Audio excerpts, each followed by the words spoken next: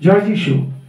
আমাদের কিভাবে প্রার্থনা করতে হবে, কিভাবে আমাদের প্রার্থনা করতে হবে, কারণ যথাযথ রূপে প্রার্থনা করতে আমরা জানি না, কিন্তু আমাদের অব্যক্ত আর্তনাদের মধ্য দিয়ে আত্মা স্বয়ং আমাদের হয়ে প্রার্থনা করে।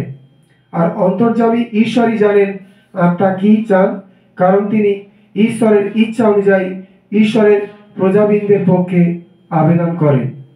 বিশ্বাসে প্রার্থনা করা, বিশ্বাসে প্রার্থনা করা, কিন্তু বিশ্বাস ছাড়া ঈশ্বরকে সন্তুষ্ট করা অসম্ভব, কারণ ঈশ্বরের সান্নিধ্য যে পেতে চায় তাকে বিশ্বাস করতে হবে যে ঈশ্বর আছেন। বিশ্বস্তভাবে প্রার্থনা করলে ঈশ্বর তাকে পুরস্কৃত করেন। এই বিশ্বাস আমাদের থাকা অবশ্যই কর্তব্য। যারা অন্বেষী তাদের তিনি পুরস্কৃত করেন।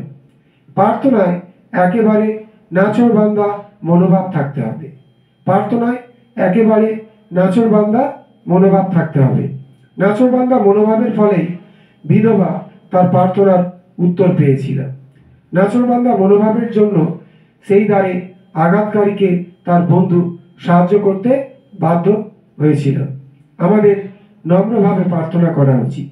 আমাদের নম্রভাবে প্রার্থনা করা উচিত।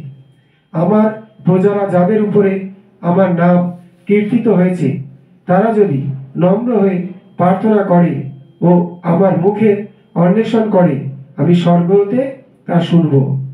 আমাদের পাপের জন্য অনুতাপ সহ প্রার্থনা করতে হবে এবং আপনাদের কুপাপ হতে ফিরে।